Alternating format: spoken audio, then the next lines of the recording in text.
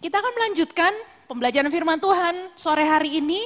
Kita masih dalam tema yang Pastor Arif sudah bawakan minggu lalu, sudah sempat bahas juga.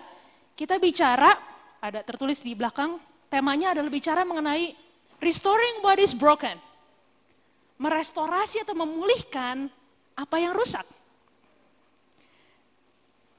Kalau kita dengar judul seperti ini, biasanya pertanyaan muncul, yang rusak apa? Benar gak? Kalau kita bicara mengenai Tuhan memulihkan sesuatu yang rusak, tentu kemudian normal buat kita berpikir, apa yang rusak yang perlu Tuhan perbaiki? Dan itu juga salah satu pertanyaan yang saya pada saat saya mempersiapkan firman Tuhan, Tuhan apa yang mau Engkau sampaikan pada sore hari ini? Kayak saya coba cari ide, cari berdoa, mikirkan Tuhan, apa yang mau Engkau bagikan? Memang kita sedang bicara mengenai terkoneksi dengan pekerjaan Allah. Tapi kemudian ada satu ayat yang muncul, Matius 12 ayat 34 sampai 35.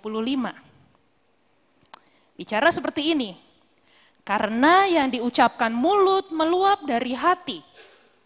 Orang yang baik mengeluarkan hal-hal yang baik dari perbendaharaannya yang baik. Dan orang yang jahat mengeluarkan hal-hal yang jahat dari perbendaharaannya yang jahat. Apa yang saya dapat pada saat saya baca ayat ini? Tuhan ingatkan sama saya bahwa untuk sebelum kita mulai melangkah, hal pertama yang Tuhan mau pulihkan itu adalah diri kita. Dan secara khusus adalah hati dan pikiran kita. Kenapa? Karena kata ayat ini, dari hati kita itulah yang keluar. Perbuatan, perkataan, sikap kita, nilai yang keluar itu dimulai dari pikiran kita. Dan itu yang sore ini kita mau belajar sama-sama bahwa penting buat kita untuk punya pikiran yang diperbaharui.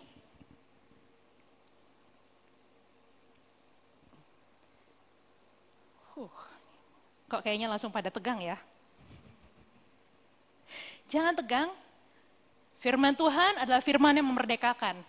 Firman Tuhan tidak sedang menghakimi, firman Tuhan tidak sedang menghukum. Tapi selalu ada jawaban dalam firman Tuhan dan saya percaya ada kabar baik buat kita semua pada sore hari ini. Amin? Oke, kita akan lanjutkan. Kenapa bicara mengenai pemulihan dalam pikiran, dalam mental dan hati adalah suatu yang penting? Karena hari-hari ini data statistik menunjukkan, mungkin banyak dari kita yang pernah dengar bahwa gangguan kejiwaan, gangguan mental itu adalah salah satu masalah kesehatan yang paling besar. Data dari World Health Organization berkata lebih dari 1 miliar orang menderita gangguan kejiwaan hari-hari ini. Dari statistik dari Australia, dari US, dari UK, berkata satu dari 5 sampai 10 orang dewasa sudah atau sedang mengalami gangguan mental hari-hari ini. Dan bicara mengenai gangguan mental, kita semua ngerti bahwa gak cuma bicara mengenai gangguan jiwa, tapi masalah yang umum yang muncul dari kesehatan mental itu adalah kecemasan yang berlebihan. Atau yang kita kenal dengan istilah kerennya anxiety dan depresi. Hari-hari ini dengan kondisi yang tidak semakin mudah, tidak semakin baik, banyak orang mudah merasa cemas. Banyak orang merasa depresi dan itu kenyataan. Dan kita tidak kebal terhadap hal itu. Saya tidak kebal terhadap hal itu. Masing-masing dari kita mengalami pergumulan dan biasa itu dimulai dari pikiran kita. Craig Rochelle dalam bukunya yang berjudul Soul Detox berkata, most of life's battles are won or lost in the mind. Sebagian besar dari pertempuran hidup kita, sebelum itu kelihatan kita menang atau kalah di luarnya, sebenarnya sudah ditentukan dari pikiran kita. Pada saat kita bisa memenangkan pertempuran dalam pikiran kita bisa hidup berkemenangan. Dan bicara menang, dan ini juga bicara bukan cuma sekedar memilih atau bukan sekedar hal yang ringan. Karena sering kali kita dengar bahwa pikiran kita, mental hati kita itu adalah medan pertempuran. Dan itu adalah suatu yang benar. Ada satu quote lagi dari Craig Groeschel yang saya suka, dan dia bilang seperti ini, hidup kita itu selalu bergerak ke arah pemikiran-pemikiran kita yang paling kuat. Apa yang kita pikirkan membentuk siapa diri kita. Hari-hari ini apa yang banyak kita pikirkan? Hari-hari ini apa yang banyak mengisi pemikiran kita? Apakah hal-hal yang baik? Apakah hal-hal yang mendatangkan damai sejahtera dan sukacita? Atau hal-hal yang mendatangkan kekhawatiran yang membuat kita semakin cemas? Karena apa yang paling sering memenuhi pikiran kita, hal itulah yang akan mengarahkan kemana kita berjalan dalam kehidupan kita.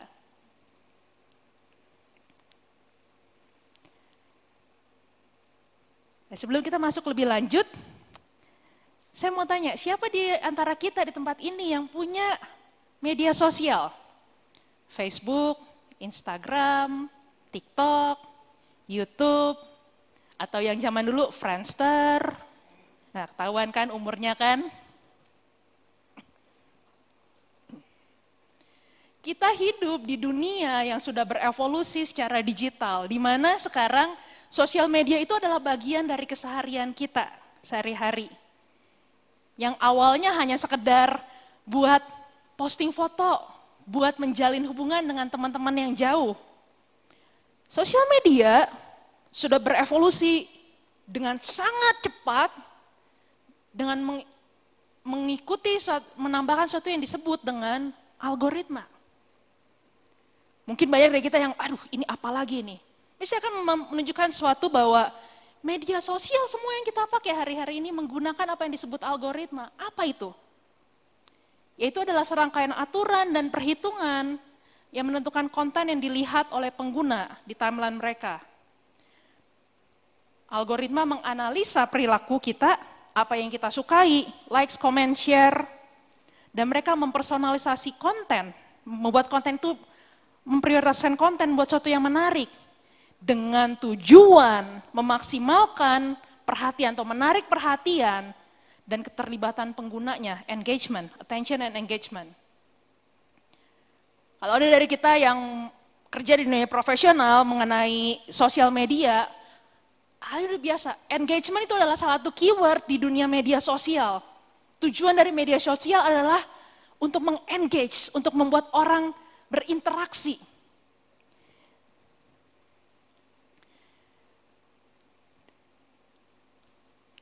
Yang menarik adalah sesuatu yang pada awalnya digunakan untuk kepentingan seperti, kelihatannya hanya seperti marketing.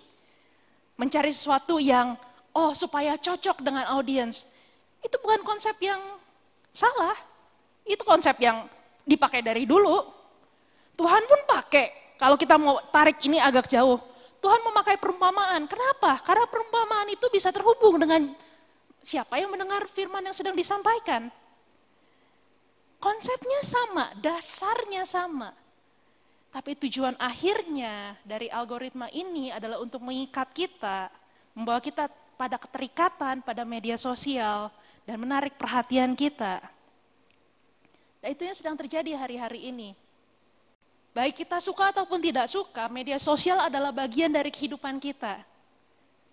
Dan hal ini bukan sesuatu yang kita bisa bilang, berarti kita tolak semua sosial media. No, we can't. Kita nggak bisa, karena itu adalah bagian dari keseharian kita sekarang. Dan pada saat kita menggunakan sosial media, suka nggak suka, media sosial itu akan membaca kita. Media sosial itu akan menilai, menganalisa kita. Dan secara otomatis mereka akan menyesuaikan diri supaya kita semakin lama semakin tertarik dan semakin terikat. Apa yang terjadi adalah perhatian kita terikat kepada sosial media.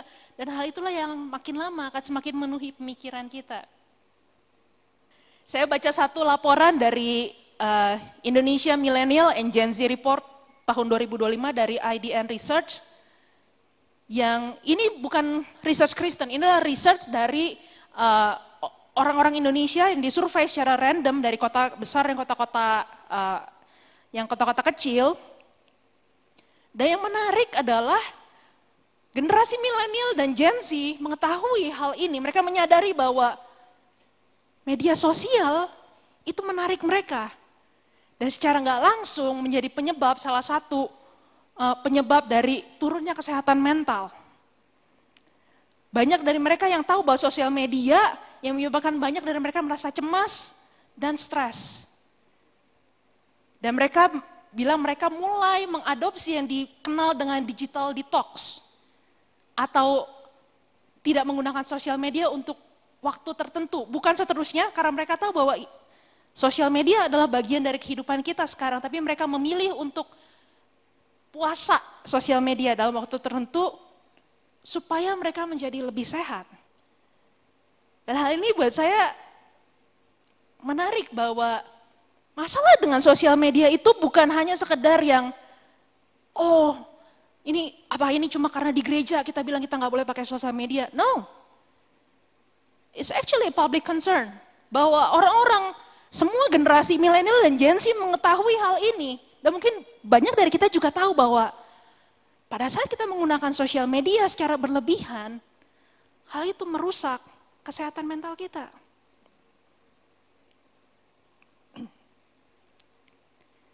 Dan itu adalah bagian dari dunia kita hari-hari ini yang gak bisa kita hindari. Cuma seperti yang tadi saya bilang, ada kabar baik sore ini buat kita. Bahwa kita gak harus sekedar pasrah bahwa ya sudahlah, dunia saya seperti itu ya. Mau gimana lagi, terima nasib aja.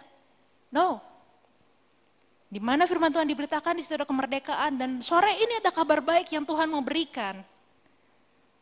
Karena Tuhan bilang kita bisa memilih. Kita nggak harus menyerah dengan keadaan yang ada seperti ini. Terutama bagaimana kita bisa menjaga supaya pikiran kita tetap sehat. Ulangan 30 ayat 19. Kepadamu kuperhadapkan kehidupan dan kematian, berkat dan kutuk. Pilihlah kehidupan supaya engkau hidup. Baik engkau maupun keturunanmu. Dan pada saat kita memilih hal yang tepat, hal ini nggak hanya akan menjadi berkat buat kita, tapi juga akan menjadi berkat untuk generasi berikutnya. Itu itulah pada sore hari ini, kita mau belajar sama-sama menyadari apa atau siapa yang sedang membentuk pikiran kita hari-hari ini. Bagaimana kondisi pikiran kita hari-hari ini. Dan kalau kita tahu bahwa ada hal-hal di dunia ini yang coba untuk merusak pemikiran kita, apakah kita akan biarkan saja atau kita mau melakukan sesuatu untuk mempunyai pemikiran, untuk mempunyai hati dan mental yang lebih sehat. Karena kan seperti kata firman Tuhan, dari dalam hati kita keluar segala sesuatu. Kalau hati kita baik, kita akan menghasilkan hal yang baik. Kalau jiwa dan roh kita sehat, maka kita akan menghasilkan hal-hal yang sehat juga. Dan sore ini saya mau mengajak kita belajar bagaimana kita bisa memilih kehidupan, memilih hal yang tepat, supaya kita bisa menjaga kesehatan dan mengalami pemulihan di dalam pemikiran kita. Poin saya yang pertama sebenarnya sudah dibahas tadi bahwa apa yang terjadi dalam pemikiran kita itu adalah sebuah pertempuran. Ada pertempuran yang terjadi dalam setiap waktu di dalam pemikiran kita. Roma 12 ayat 2 firman Tuhan berkata, janganlah kamu menjadi serupa dengan dunia ini, tapi berubahlah oleh pembaharuan budimu. Kalau kita tidak melakukan sesuatu, kalau kita tidak melakukan apa-apa, berarti kita sedang memilih untuk membiarkan dunia untuk mempengaruhi pemikiran kita. Karena suka nggak suka, inilah realita dari dunia yang sedang kita jalani hari-hari ini. Tapi firman Tuhan mengingatkan supaya kita tidak menjadi serupa dengan dunia ini. Berarti ada sesuatu yang harus terus-menerus kita lakukan. Ada satu hal yang menarik, yang lucu dan menarik, bisa ditampilkan gambarnya berikutnya. Ada satu idiom dalam bahasa Inggris yang biasanya kalau orang yang nggak bisa fokus itu dibilangin, kamu tuh punya attention span of goldfish, punya kemampuan untuk fokus seperti ikan mas. Dan ikan mas itu punya kemampuan untuk berfokus selama 9 detik. Dan ternyata di tahun 2025 ini ditemukan Rata-rata kemampuan seorang untuk fokus secara penuh hanya 8,25 detik. Jadi ternyata kita bisa berfokus lebih sedikit dari ikan mas. Oh man. Kenapa? Karena riset juga ada riset yang bilang karena kita terlalu banyak mengkonsumsi sosial media. Gen Z diperkirakan menghabiskan lebih dari 10 jam per hari untuk mengkonsumsi media digital. Seringkali sambil membuka beberapa layar sekaligus. Pikiran kita itu overstimulated every day dari hal-hal yang kita konsumsi secara digital. Dan karena yang tadi saya bilang, platform sosial media menggunakan algoritma, mereka akan terus membombardir pikiran kita dengan konten-konten yang baru. Sadar nggak kalau kita saya sering kayak, aduh kayaknya mau istirahat 5 menit, buka Instagram begitu saya lihat jam lagi, kok udah setengah jam. That's what happened dengan algoritma dan segala macam, karena mereka terus membombardir. Dan saya nggak cuma melihat satu hal, dan biasanya kita lihat, next. Yang terjadi adalah pemikiran kita menjadi overstimulated sehingga kita nggak bisa lagi berfokus. Dan seringkali itu yang dipakai oleh musuh kita untuk menjauhkan kita dari menaruh fokus kepada hal-hal yang benar. Karena pada saat semakin pemikiran kita di overstimulated, semakin kita sulit untuk berfokus, semakin kita merasa cemas, semakin kita nggak bisa tenang.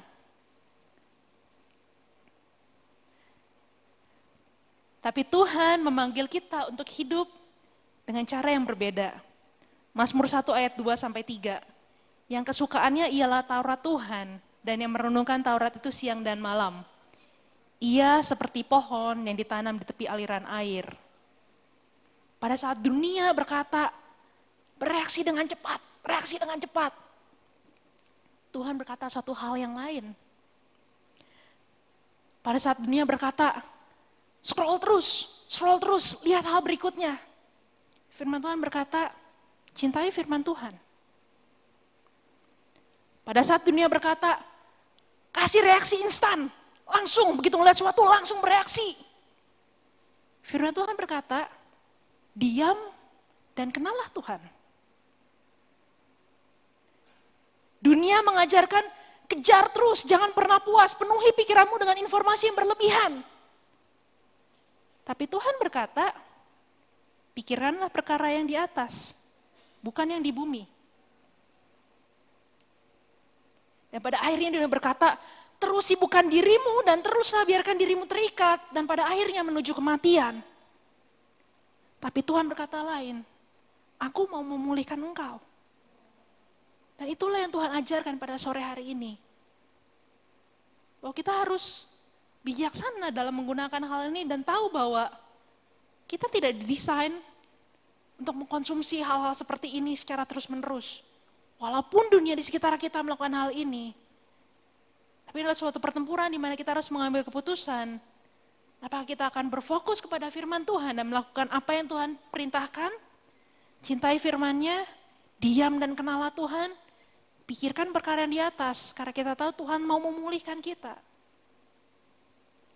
Atau kita mau biarkan dunia dengan segala teknologi yang ada, mengacaukan pemikiran kita dan membuat kita menjadi semakin buruk.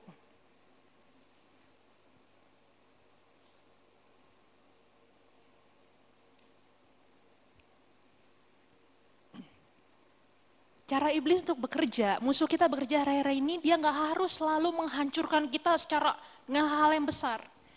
Seringkali cara musuh kita menjatuhkan kita hari-hari ini adalah dengan mengalihkan perhatian kita dengan cukup lama, dengan mengalihkan fokus kita sehingga tanpa sadar kita penuhi pikiran kita dengan hal seperti ini, dengan kebisingan, sampai kita nggak bisa lagi mendengar suara Tuhan dalam kehidupan kita.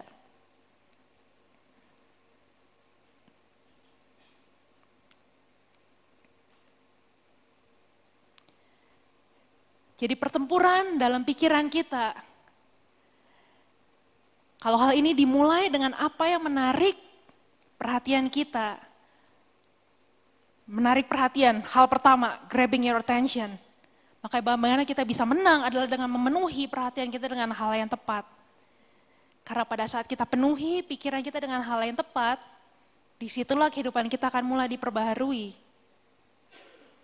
Bukan sekedar informasi, tapi dengan perjumpaan melalui kebenaran itu sendiri. Hal ini bawa saya kepada poin yang kedua, bahwa restorasi dan pembaharuan dalam pemikiran kita dimulai melalui kebenaran dan kehadiran pribadi yang benar. Banyak dari kita yang pernah baca ayat ini, Yohanes 1 ayat 1 dan ayat 14. Pada mulanya adalah firman, dan firman itu telah menjadi manusia. Ada satu penulis yang menulis seperti ini, dia menjelaskan bahwa kenapa Tuhan Yesus harus datang sebagai manusia? Kenapa Tuhan harus datang mengambil wujud sebagai manusia, datang ke dunia ini? Ya, untuk mati menebus dan menyelamatkan manusia. Yang dia tanyakan, kenapa nggak cukup sekedar Tuhan memberikan firman-Nya, memberikan pengetahuan? Karena Tuhan sudah berfirman, sampai pada akhirnya Tuhan harus datang mengambil wujud sebagai seorang manusia dan mati menebus dosa-dosa kita. Karena ternyata tahu mengenai sesuatu yang benar gak cukup. Sekedar tahu apa yang benar, bicara mengenai informasi, sekedar kita hafal semua ayat di Alkitab dari Kejadian sampai Wahyu, kita hafal, kita bisa ulangi, sekedar tahu saja gak cukup. Tanpa diikuti oleh hubungan yang benar, mengenal pribadi yang benar, yaitu pribadi Yesus sendiri. Untuk itulah kenapa Yesus harus datang ke dalam dunia, karena dia tahu hubungan itu diperlukan. Gak cukup buat kita sekedar mengkonsumsi informasi. Dan itu yang terjadi dengan revolusi digital hari-hari ini adalah kita semua overload dengan informasi. Kita tahu banyak hal, kita bisa tahu informasi gampang, Google, ChatGPT. Mereka tahu banyak hal. ChatGPT lebih pintar dari kita, saudara-saudara. Karena dia kecerdasan buatan, dia tahu begitu banyak informasi. Google lebih pintar dari kita. Tahu lebih banyak informasi. Ahli Farisi, orang-orang Farisi lebih pintar dari kita karena mereka hafal kitab Taurat. Dan mereka bisa mengulanginya, mereka tahu aturannya dengan jelas. Tapi kenapa Tuhan mengutuk orang-orang Farisi? Karena mereka sekedar tahu tanpa mengenal esensinya. Itu hubungan kita dengan Allah. Ada satu quote yang saya tuliskan seperti ini. Kehidupan kita yang diperbaharui tidak terjadi hanya karena kita mengonsumsi konten yang benar. Tapi karena kita berjumpa dengan pribadi yang benar. Pemulihan kehidupan, keselamatan tidak terjadi hanya karena kita tahu ayat Alkitab yang pas. Gak hanya sekedar kita tahu teorinya, gak hanya sekedar kita tahu firman Tuhan. Baca firman Tuhan, yes, itu sangat penting. Itu sangat penting dan saya encourage setiap dari kita terus merenungkan firman Tuhan siang dan malam. Tapi sekedar tahu aja gak cukup. Tanpa diiringi dengan hubungan yang benar dengan Tuhan. Karena disitulah awal dari pemulihan kehidupan kita. Dalam dunia digital, kebenaran seringkali direduksi menjadi opini. Berapa banyak kalau kita tahu belakangan ini banyak isu-isu yang meledak, yang hari ini kayaknya semua komentarnya mendukung. Sampai-sampai mungkin dari kita ada yang terbawa kayak, oh ya bener harusnya seperti ini. Tahu-tahu besok ada yang bilang, oh buktinya seperti ini. Langsung tiba-tiba semua opini berubah. Sering kita melihat hal itu? Pasti kita sering kan, banyak yang terjadi dan banyak case-nya orang saling menyerang dalam dunia sosial media, dunia digital. Karena kebenaran dianggap sebagai opini, nggak ada lagi kebenaran yang mutlak. Untuk itulah Tuhan memperkenalkan bahwa kebenaran yang dari Allah bukan sekedar bicara mengenai fakta atau informasi. Tapi kebenaran itu adalah pribadi yang bernama Yesus. It's not about what you know, but who you know.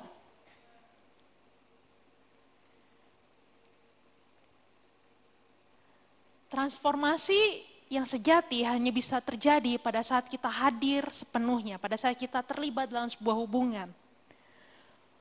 Pemuritan yang sejati, pemulihan yang sejati, itu nggak bisa di-download. Tapi harus dihidupi dalam hubungan dan komunitas. Lewat hubungan kita dengan Tuhan dan hubungan kita dengan sesama. Apa maksudnya? Kalau kita ingin iman kita bertumbuh, kalau kita ingin mengalami restorasi sepenuhnya dalam pemikiran kita, gak cukup kita sekedar kayak di internet, oh tinggal di-download, install di kepala kita, selesai. Tidak seperti itu. Tapi yang terjadi adalah kita harus melalui sebuah proses. Pemulihan itu adalah sebuah proses dalam pemikiran kita. Dan dalam proses kita membutuhkan hubungan. Hubungan kita pribadi dengan Allah yang pertama, dan hubungan kita dengan sesama. Itu yang gak bisa terjadi dalam dunia digital seringkali. Seringkali dalam dunia digital, segala sesuatu direduksi menjadi sekedar informasi dan opini. Dan itu gak cukup untuk kita mengalami pemulihan dalam pikiran kita secara seutuhnya. Kita perlu satu sama lain. Untuk itulah kenapa Paulus mengingatkan penulis kitab Ibrani, jangan menjauhkan diri dari pertemuan-pertemuan ibadah kita. Jangan menjauhkan diri dari pertemuan-pertemuan live kita. Karena disitulah kita bisa membangun hubungan. Dan disitulah kita bisa mengalami pemulihan.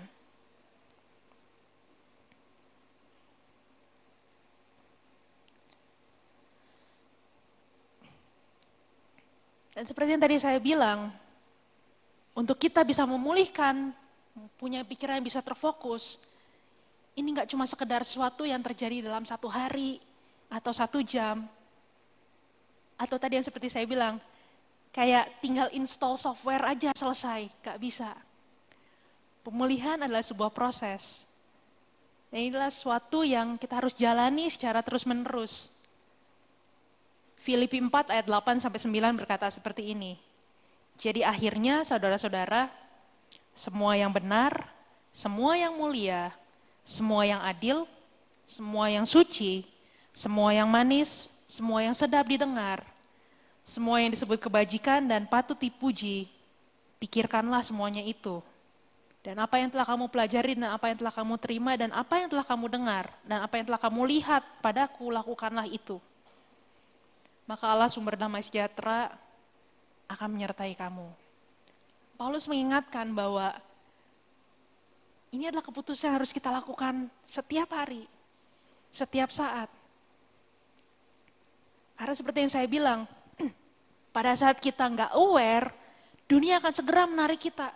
Dunia akan segera menarik perhatian kita, dan pada saat mereka mendapatkan perhatian kita, kita akan langsung ditarik dan terus dibawa kepada nilai-nilai yang salah. Nggak perlu effort kalau untuk itu. Cukup hidup kehidupan kita seperti biasa, itu terjadi. Tapi untuk kita, kalau kita mau berkomitmen bahwa Tuhan, saya punya pemikiran yang benar, itu perlu usaha yang lebih, karena kita berdiri melawan arus. Dan inilah yang Paulus katakan. Semua yang benar, semua yang mulia, semua yang adil, semua yang suci, semua yang manis, semua yang sedap didengar, semua yang disebut kebajikan, patut dipuji, pikirkanlah semuanya itu.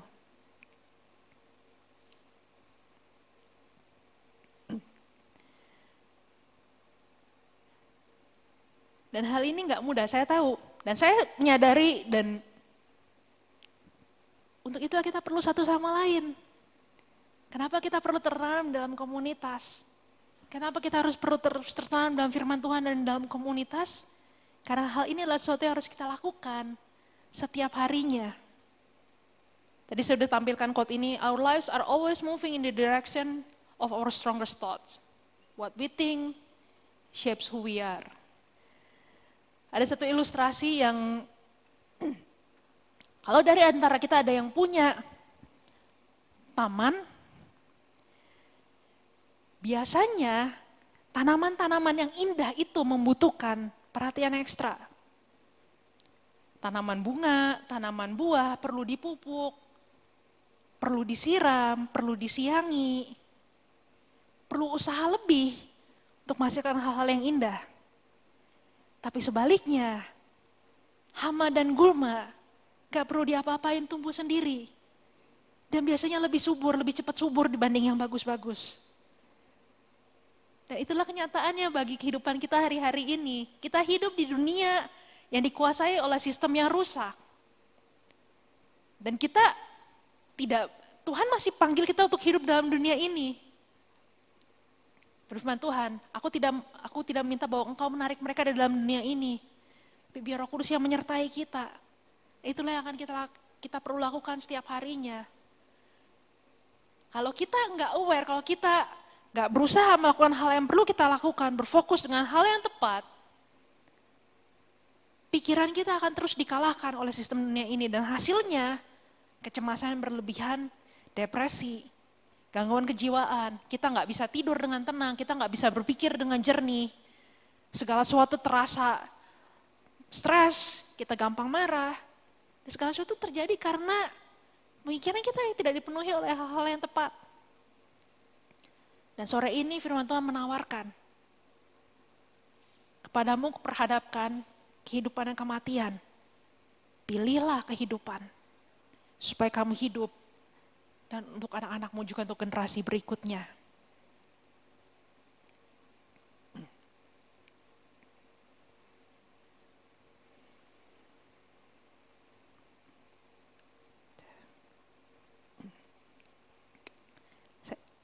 Saya sudah selesai dengan firman Tuhan, kita akan berwaktu untuk berdoa untuk sore hari ini. Saya undang teman-teman pemusik. Ada beberapa aplikasi praktis yang saya bisa bagikan, mungkin kita bisa mendapatkan ide apa yang bisa kita lakukan. Karena tadi seperti saya bilang, algoritma AI tahu apa yang kita sukai. Namun hanya firman yang tahu apa yang benar-benar kita butuhkan.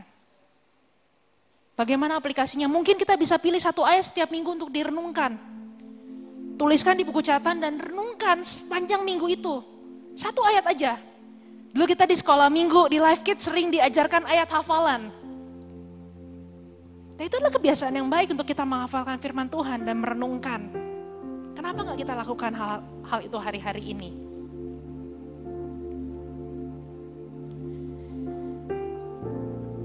Yang kedua, sama seperti tubuh kita membutuhkan istirahat, pikiran kita juga perlu istirahat.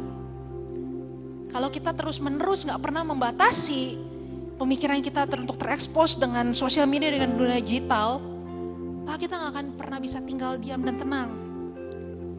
Kalau itu masalah yang sedang kita hadapi, mungkin kita bisa tetapkan 1 jam dalam 1 hari, di mana kita no screen time.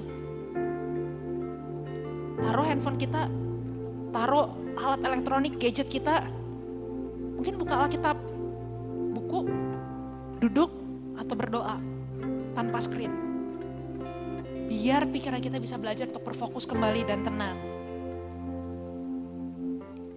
Yang ketiga, tadi saya bilang, dunia membawa kita terhubung satu sama lain lewat dunia digital.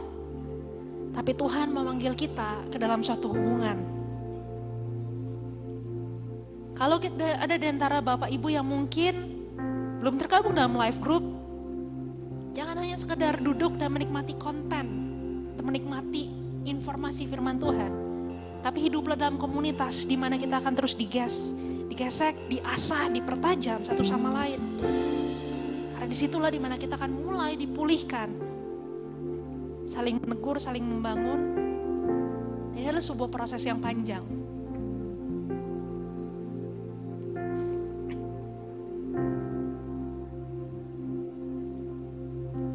Sistem di dunia ini dan semua algoritmanya berusaha untuk mendistraksi perhatian kita. Tapi firman Tuhan datang untuk mengarahkan dan memfokuskan kita.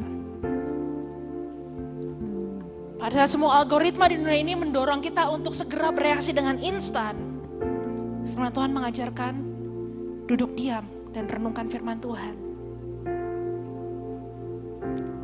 Algoritma dan semua di dunia ini memberi makan kepada kecemasan, membuat kita stres, membuat kita depresi. Tapi firman Tuhan mendatangkan kemerdekaan dan kedamaian. Dan pada ujungnya dunia dan semua sistemnya sedang mendorong kita untuk berfokus dan menjadi terikat sampai akhirnya menuju kematian. Seperti tadi saya bilang, firman Tuhan datang untuk memulihkan kehidupan kita. Dimulai dari dalam hati kita, dari dalam pikiran kita, dan itu akan berdampak keluar.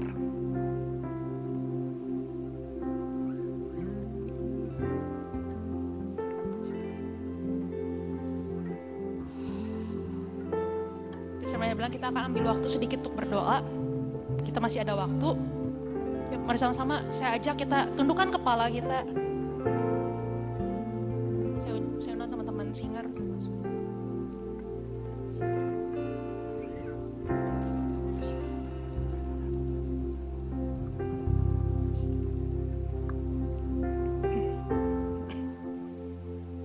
Tadi saya sudah sampaikan bahwa pemulihan dimulai dengan mengenal pribadi yang tepat. Nggak hanya sekedar mengenal atau mengetahui informasi yang tepat.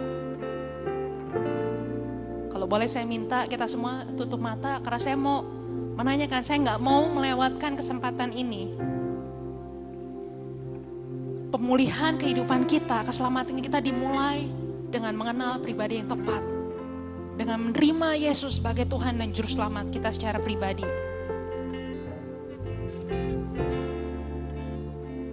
Apakah semua dari kita di tempat ini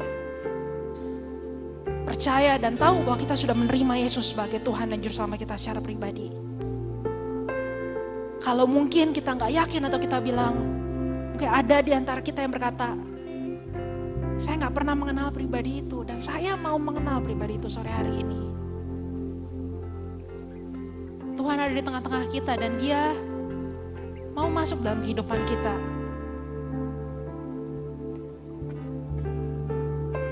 Dengan semua mata tertutup, kalau ada di antara kita yang mau mengambil keputusan itu bahwa untuk malam ini menerima Yesus sebagai Tuhan dan Juru Selamat,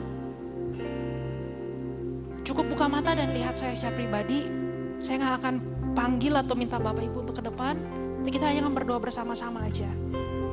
Karena saya nggak mau melewatkan, ini adalah keputusan terpenting yang bisa kita ambil dalam kehidupan kita untuk menerima Yesus sebagai Tuhan dan Juru Selamat. Dan saya mau pastikan bahwa kita yakin bahwa semua dari kita sudah mengambil keputusan yang tepat untuk memulai perubahan dalam kehidupan kita.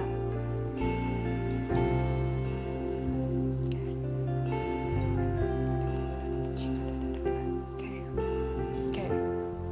Puji Tuhan. Berarti kita semua tahu bahwa kita sudah menerima Tuhan Yesus sebagai Tuhan dan Juru Selamat. Itu adalah langkah awal. Terima kasih Tuhan. Secara khusus yang kedua, saya mau berdoa. Mungkin ada di antara kita yang hari-hari ini sedang merasa cemas yang berlebihan. Sedang mengalami banyak tekanan. Dan mungkin ada di antara kita yang sedang merasa bahwa mau nyerah aja Tuhan rasanya.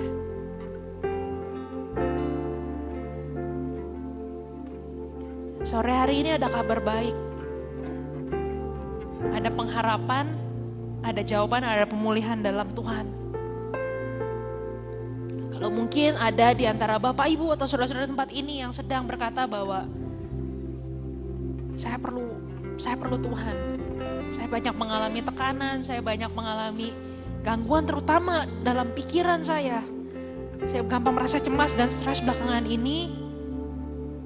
Kalau itu saudara, boleh angkat tangan aja sebentar. Kita akan berdoa bersama-sama.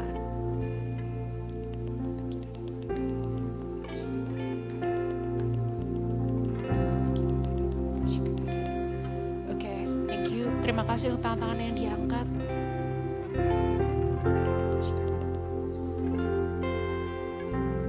Bapak, pada sore hari ini Tuhan, Kau melihat hati setiap anak-anak-Mu Tuhan.